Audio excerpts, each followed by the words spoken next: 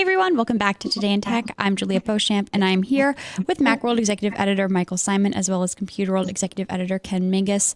We are live on Computer World's LinkedIn page, as well as on our YouTube channel, IDG Tech Talk. So if you have any questions, comments, opinions, whatever, do let us know either in the live chat on YouTube or in the comment section on LinkedIn.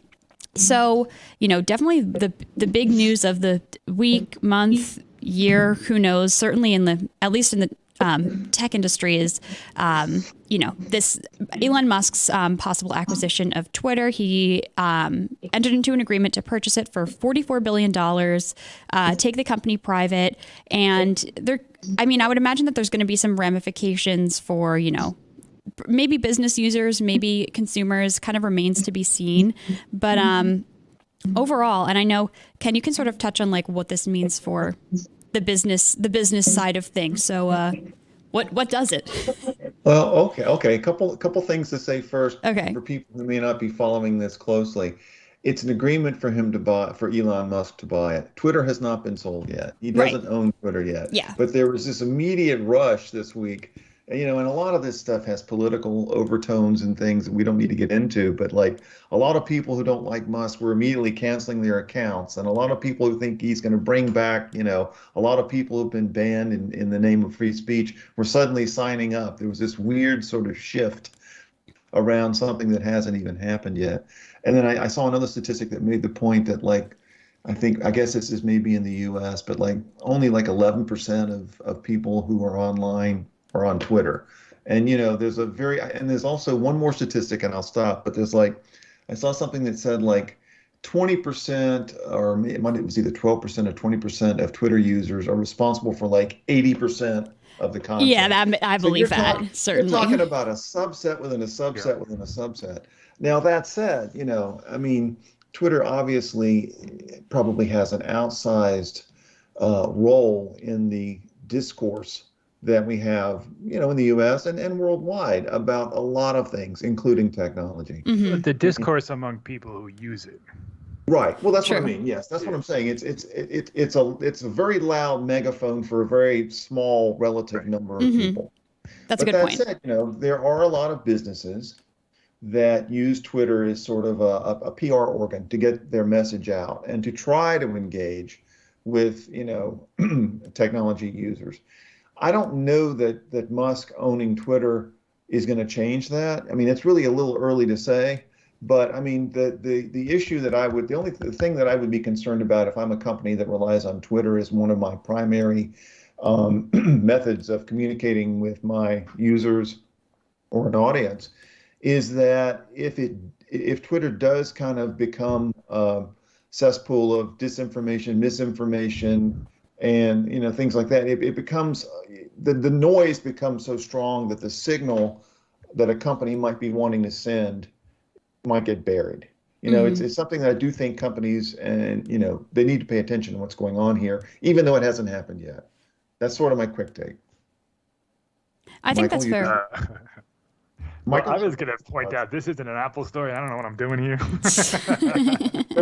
we actually had a conversation when the news broke Monday of whether or not we should even cover it. I covered in the morning the couple Fridays prior because it was a Friday when it broke that he had he broke it when he had filed an offer.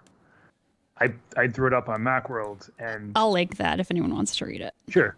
And it's funny because the guy who edited it at the time, it was in the morning, so someone from PC World edited it, and he joked, he's like, you really kind of twisted and turned to get an Apple reference in there. Because I'm like, go ask Graf. I said, Apple runs a Twitter account but doesn't post anything. It's all sponsored posts and et cetera. And it's true. It's not really an Apple story. No.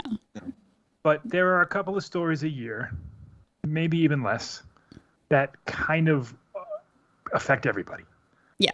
And as a company who sells iPhones and iPads and Macs, Twitter is on probably a lot of them. My guess is that 10% number. I don't know how true that is, but it sounds about right.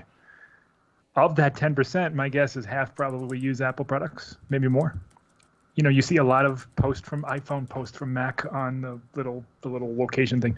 So, it definitely affects Apple users.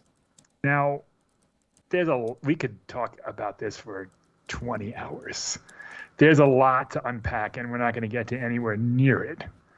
But the bottom line is, in my opinion, Twitter is not going to change at all. Sure. For better or worse. For better or worse. I think that technology-wise, so before we get into the content, let's talk about the technology. A couple of the things that he's tweeted about, and listen, I don't trust anyone who tweets anything, because you can just tweet in 2 seconds and send it out to the world. And Elon Musk has a habit of doing that. So I don't know what's true and what's not, but he has floated the idea of an edit button, which, please, I would love that if it's done right. I think you need to preserve the prior tweet. And the reason why I say that is because, let's say someone tweets something and can you like it? Mm-hmm. And then 3 hours later, they change it to something that you don't like. Right. Like, you're still liking that tweet. So I think they need to treat that. It's got to be sort of archival in some way. Yeah. Mm-hmm. And then, like, the new tweet, all the retweets and the likes are for the old tweet, but the new one replaces it, but doesn't. So whatever, they can figure that out. And he also just yesterday, I think, tweeted about end-to-end encryption for DMs, which I'm also all for. Yeah. So technology-wise, I mean, listen, Elon Musk is a smart guy. He's impulsive. He gets things done. He tends to overpromise and underdeliver a bit when it comes to Tesla stuff, but he still, if you look at the trajectory of what he's done from PayPal to the SpaceX or the other one, I forget which one's his, whichever rocket he owns.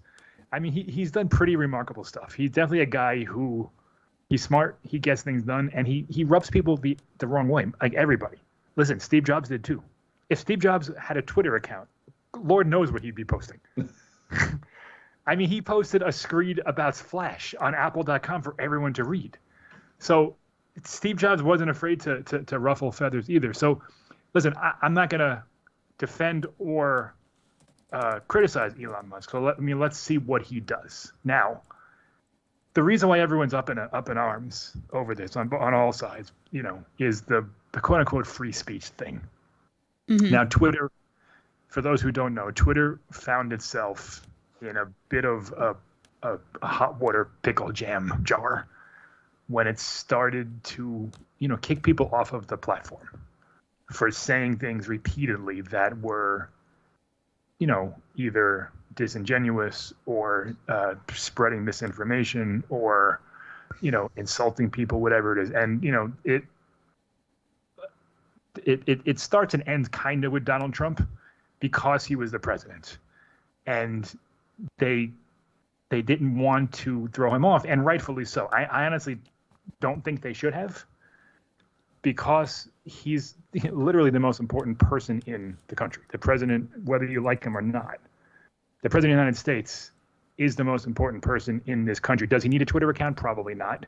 Should he be allowed to have one? Yeah. Or she be allowed to have one? Of course, because it's a way to reach people. Now, when Twitter was formed, that was not a thought. Like, nobody was thinking when they formed this little social network with 140 characters that one day the leader of the free world would be spouting nonsense at 2 a.m. I mean, like that's not something that, so when it cropped up, because the Twitter audience is so small and because the Twitter audience is so protective of Twitter and their like what it is, there was a lot of pressure on Twitter to start labeling tweets as misinformation. And then you get into another sticky area because, well, when they label something as misinformation, other people say, well, no, that's not misinformation. And unless it's like something factually proven, it's a real gray area. And I understand, Twitter, I understand both sides of Twitter's issue there, because yes, misinformation was being spread, but the people who were spreading the misinformation believed it as information. So it's very difficult when you're a social media platform and all you're doing is, all Twitter does, and Facebook, and MySpace, and all of these— Not MySpace.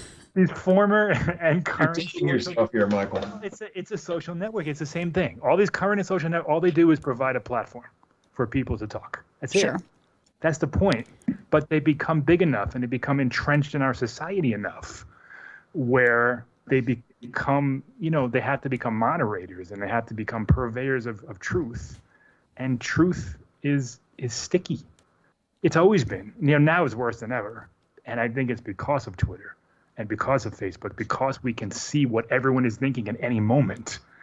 Truth has become such a warped and twisted concept. But the bottom line is Twitter is well within their rights to kick people off, to ban Sure. people. It's a platform. It has nothing to do with free speech. Nothing. Well, but see, that's the whole point here. The whole heart of the issue is one man's free speech is another person's hate speech or disinformation or misinformation. And, and Musk has sort of thrown some bombs out there about that free speech should be allowed to the point of, I guess, where it becomes illegal, Right. But you're going back to the original, yelling fire in a crowded theater. Okay. Sure. It's free speech to yell fire in a crowded theater, but, law says you shouldn't do that because you can panic people and kill people. And I think the concern, and I agree with you, Michael, I think a lot of what we saw this week was really overblown. I mean, completely. again, nothing has changed. And nothing will may change. not change. It's Maybe not we'll gonna get an change. edit button and that's it, Yeah. But when you get to the nexus of free speech versus regulation versus who's responsible, that's as Facebook would, I'm sure, agree. This is a very, very difficult thing to police. Yeah. Anybody who's ever had to monitor an online forum knows how quickly the conversation can deteriorate into really, really ugly stuff. And, I think, Twitter, I don't think wants to go down that path and just say free speech. Anybody can say anything they want to anyone they want. And Well, it was that. I know. It was. And we handled it. It was for a long meaning time. Twitter. Meaning the U.S., meaning the world. Yeah. So when you start getting into a free speech battle, first of all, again, free speech in the U.S. is free from government censorship. Right. Correct. Yeah. Has nothing to do with Twitter. You have no right to have a Twitter. You can say whatever you want, but people can also shun you and fire you and kick you out of that theater for yelling fire. As long as the government doesn't stop you from saying stuff, that's all the amendment protects against, the government. So Sure. Twitter and free speech, there's no freedom to speak on Twitter. Sure. But the issue that arises, I'm sorry, Julie, one quick question, That's one fine. quick point, and then, yes, but when you've got a forum or a platform that is as broad potentially as Twitter is, when you've got a population, certainly here in the US and other parts of the world, that is somewhat combustible, and then you've got someone on Twitter posting another person's name, address, phone number, Sure. where they work, Yeah. all that stuff, Yeah. it may not be illegal, but you're putting someone in, and you see this all the time, even now on Twitter, where people are, sending Yeah. things out, and then people get followed, or they get harassing phone calls, or whatever.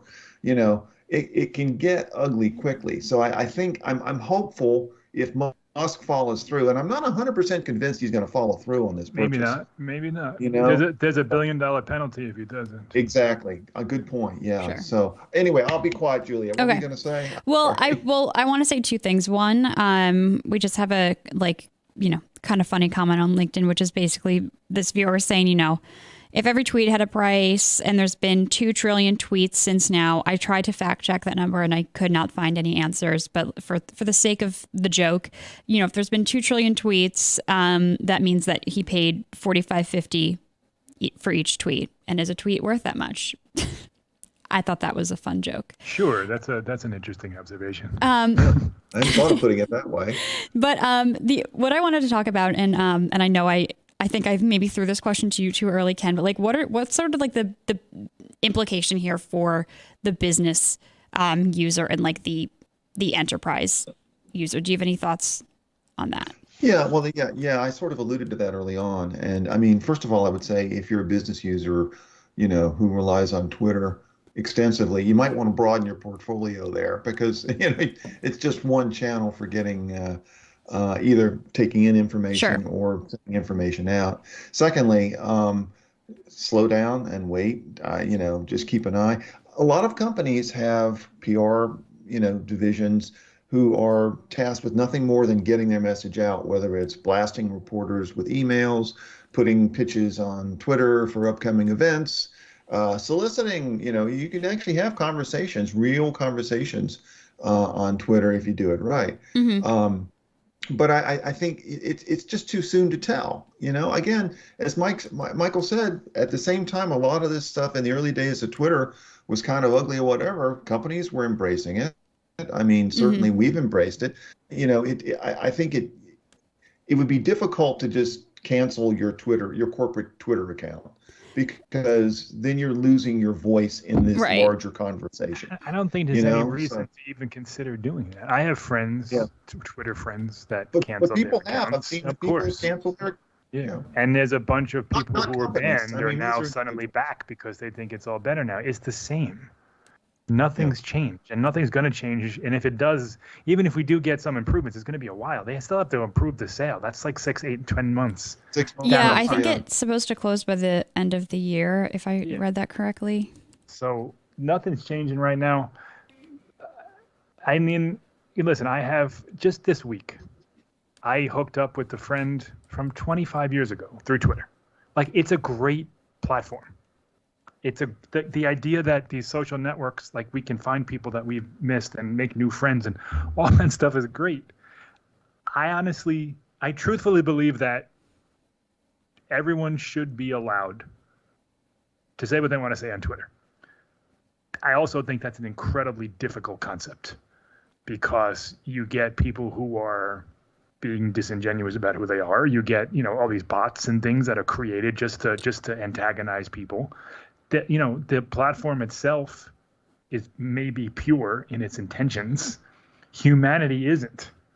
So I think when Elon Musk says we're just going to, he said we're going to verify all humans and, bring free speech back to everyone. That is a nearly impossible undertaking.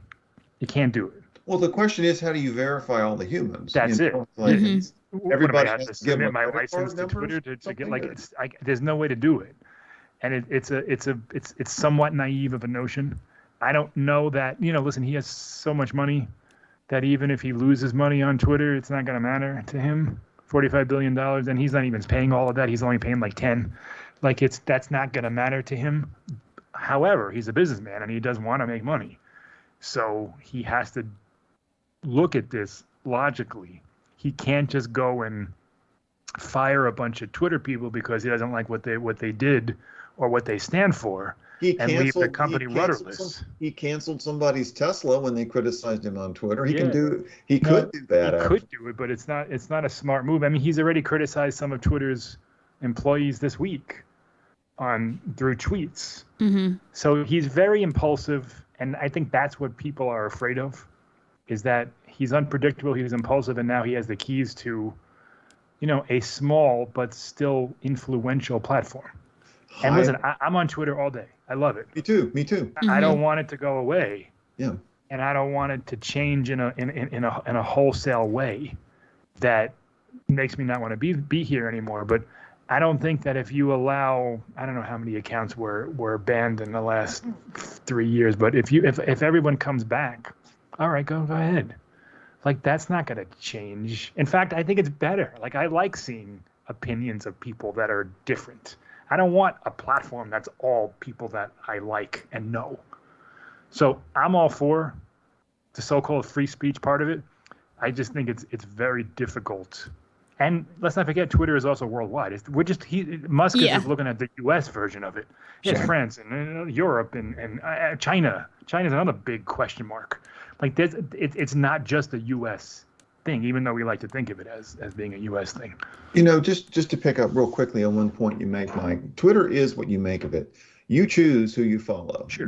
There are ways to block people who may be, saying things that are ugly or whatever. And, if you choose wisely, it can be an amazing, almost instantaneous source of information. Yeah. If you're a news-oriented person, which I am, stop the presses, but pun not intended. It's a great way to.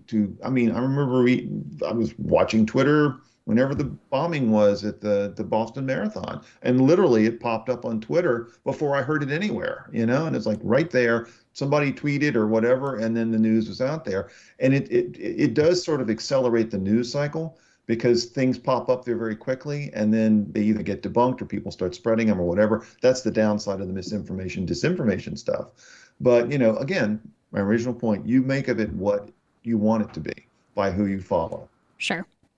And just to reference a few of these the points that are in the article on Computer World from John Gold that I also linked in the live chat, he talked to Jillian York. She's the Electronic Frontier Foundation's Director of International Freedom of Expression.